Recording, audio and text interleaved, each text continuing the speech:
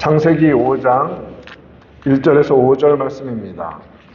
5장에는 아담에서부터 시작하여서 노아와 그 세 아들에 이르는 족보가 기록이 되어 있습니다. 1절 말씀은 이렇게 시작하죠. 이것이 아담의 계보를 적은 책이니라. 이렇게 시작합니다. 이 족보는 아담의 자손부터 노아 자녀들까지 모든 인류의 계보를 담고 있는 것은 아닙니다. 왜냐하면 지금 당장 아담 이후로 셋으로 이어지고 있는데 아담의 첫째 아들은 가인이고 가인은 지금도 살아있는 시간이거든요. 의미가 있는 것이죠. 성경에 나타난 족보는 철저히 구원사적인 족보입니다. 하나님께서 이루시는 구원을 우리가 깨닫기 위해서 알아야 하는 족보입니다. 그래서 족보를 보면 하나님의 구원 역사가 아주 선명하게 잘 나타납니다. 5장은 그렇고 우리가 또 앞에서 살폈던 대로 가인의 계보도 사실 4장 16절부터 기록이 되어 있지 않습니까? 근데 그런 족보는 가인의 족보는 이제 악인들의 족보, 하나님을 섬기지 않는 사람들의 족보가 먼저 있고 이제 아담 이후로 누구를 통해서 하나님께서 메시아를 보내시는가에 대한 족보가 시작이 되는 것입니다. 사람들의 이름을 기록한 것이 족보입니다. 여러분들은 무슨 성이시며 어느 파 무슨 몇 대손이십니까? 족보를 말하면 보통 그렇게 말하지 않습니까? 그런데 사람들의 이름이 기록된 것, 사람들의 명단이 쭉 연대기적으로 기록된 것이 족보이지만 오늘 말씀을 보면 이 족보의 첫 이름은 사람이 아니라 하나님이십니다. 하나님. 이것이 아담의 계보를 적은 책이니라 하면서 하나님이 사람을 창조하실 때 이렇게 시작하죠. 그러면 아담의 계보라고 하면 아담은 셋을 낳고 이렇게 시작되어야 되는 것이 정상적인 순서 아닙니까? 그런데 성경은 분명히 하나님이 사람을 창조하실 때에 하나님의 모양대로 지으셨다라고 시작합니다. 인간의 계보의 첫 출발은 하나님의 창조라는 말씀입니다. 하나님의 창조. 인간의 존재는 하나님이 없으면 없습니다. 하나님이 만드셨기 때문에 인간은 존재합니다. 근데 그것을 무시하고 살아가는 것은 죄입니다. 그래서 하나님을 안 믿는 것은 죄가 됩니다. 우리의 생명 자체가 하나님으로부터 출발합니다. 존재의 기반이라는 표현도 쓰기도 합니다. 철학적으로. 마치 어린아이가 태어날 때에 아버지와 어머니가 없이 갑자기 생겨나지 못합니다. 박혁거세가 알에서 나왔다 그런 건 신화일 뿐이지 사실은 모든 인간은 아버지와 어머니를 통해서 태어납니다. 마찬가지로 인류 끝까지 올라가면 그러면 인류는 어떻게 처음 태어났는가? 하나님이 지으셨다는 말입니다. 사람으로 디자인하시고 빚으시고 호흡 주신 분은 하나님이십니다. 하나님께서 아담을 지으실 때 하나님의 모양대로 지으셨다라고 5장 1절은 선언하죠. 모양대로 지으시고 남자와 여자를 창조하시고 그들에게 복을 주셨습니다. 이름을 사람이라고 하셨습니다.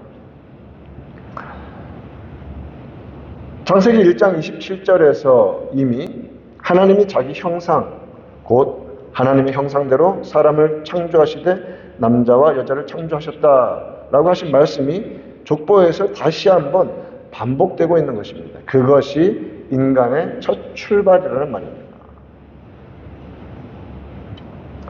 하나님의 형상은 모양이 아니죠. 우리가 생각하는 3차원적인 세상에서의 어떤 모습, 형체가 아닙니다. 이미 우리가 하나님의 형상에 대해서 살필 때 의와 진리의 거룩함이며 지식에까지 새롭게 하심을 입은 것이라고 말했습니다.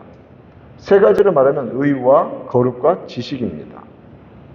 철저히 이것은 하나님에 관한 것입니다.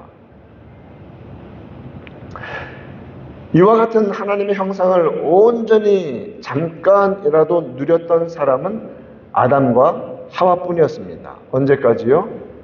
타락하기 전까지. 그들의 때에 죄가 들어옴으로 말미암아 하나님의 형상이 상실되고 이제 마지막 아담으로 오신 예수 그리스도 안에 들어가야 그 형상이 회복되는 것입니다.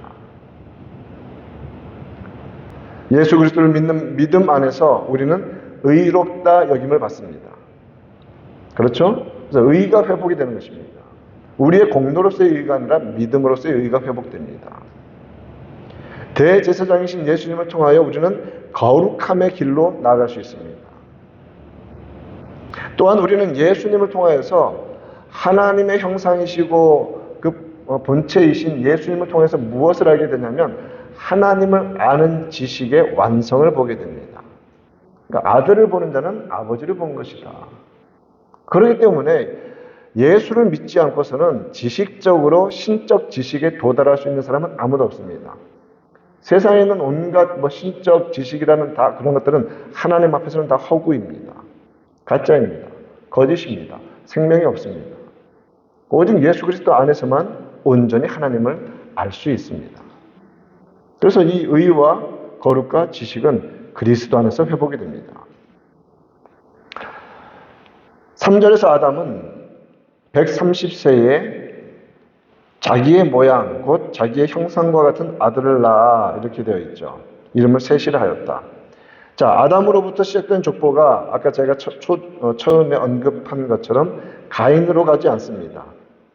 하나님이 아벨 대신 주신 셋으로 이어집니다. 이 족보는 우리가 며칠 전에 살폈던 가인의 자손의 그 족보와 얼마나 다릅니까? 라멕이라는 사람에게서 보여지는 세상적인 풍요로움과 번성과 즐거움과 유익함과 편리함들을 추구하는 그 하나님을 떠난 자들의 계보와 지금 우리가 살피는 이 계보가 얼마나 다르냐 하는 말입니다. 그래서 하나님은 아담 이후로 가인을 이어가지 않으시고 셋으로 이어가시는 것입니다. 셋이 낳은 아들 에노스 때에 그때부터 공동체적으로 하나님의 이름을 부르는 일들이 시작이 된 것. 그 라인을 하나님은 사용하시는 겁니다. 오늘의 족보가 바로 그 족보입니다. 하나님을 배반하고 세상에서 안전과 평안 얻으려 하는 가인의 족보와는 전혀 다르죠. 셋을 통해서 에노스 시대에 들어오면 여호와 신앙을 가진 자들이 함께 예배하는 신앙 공동체가 형성됩니다. 여호와의 이름을 부릅니다. 높여드립니다. 예배는 무엇이냐면 하나님의 이름을 부르는 것입니다. 하나님의 이름은 하나님의 성품을 가리킵니다.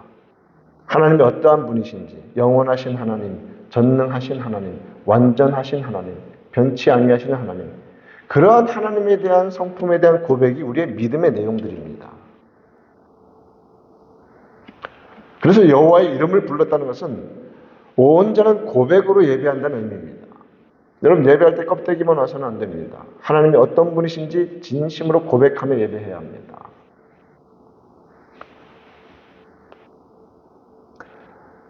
(1절과 3절에서 대비되는 것을 여러분들은 이미 보셨을 것입니다. 첫 사람 아담은 하나님의 모양대로 하나님의 형상대로 창조되었습니다. 3절에서 아담은 아들을 낳았는데 하나님은 창조하셨고 아담은 낳았죠. 그런데 누구의 모양대로 낳았습니까? 자기의 모양, 곧 자기의 형상과 같은 아들을 낳았다고 합니다. 이것은 의도적으로 성경에서 가르쳐 주시는 것입니다. 처음 하나님은 하나님 형상대로 지었지만 죄가 들어오자 그때부터는 어떤 형상으로 사람들이 태어나기 시작합니까? 인간의 모양대로 태어나기 시작하는 겁니다. 인간의 형상대로. 인간이 가지고 있는 죄악된 성품을 가지고 계속 태어나는 겁니다.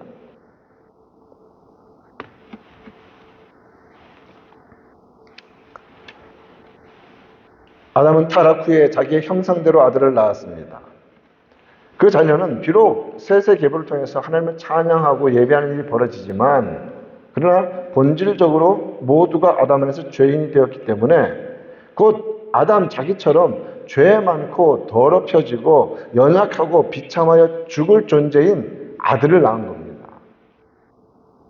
그 아들과 같은 존재가 다 우리들입니다. 예수를 믿기 전의 상태. 셋 역시 아담과 같이 죄인인 존재였을 뿐입니다. 하나님의 형상대로 지음받았던 아담은 그 형상을 잃어버렸기 때문에 그것을 자손에게 넘겨줄 수가 없는 것이죠. 상실했으니까. 5절 말씀을 보면 아담은 930세를 살고 죽었다고 했습니다. 셋을 낳은 후에 800년을 지내면서 자녀를 낳았다. 여러분 800년 그리고 도합 930년 동안 자녀를 낳으면 몇 명 정도 낳으실 수 있을 것 같습니까? 한 사람이. 그때는 지금보다 훨씬 더 건강했습니다.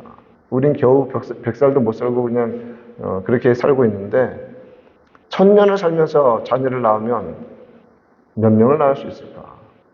그러니까 인류가 번성하는 건 순식간이었습니다. 930년을 살았지만 너는 흙이니 흙으로 돌아가라는 말씀처럼 죽었습니다. 그런데 분명히 하나님께서는 너 먹으면 반드시 죽을 것이다 라고 하셨는데 그 자리에서 즉사하게 하지 않으시고 살리셨죠. 그리고 도합 930년을 살게 하셨습니다. 만들어진 날부터. 왜 그럴까요? 하나님의 구원 역사를 완성하시기 위해서입니다. 당장 죽여도 할 말은 없습니다. 인간을 다 소멸시켜 버리셔도 할 말은 없습니다. 그런데 하나님께서 구원하시기로 작정하신 것을 이미 에베소서에서 말씀하신 것처럼 창세 전에 예수 믿는 사람들을 예정하셨기 때문에 그 구원을 완성하시기 위해서 수백 년을 더 살리시는 겁니다.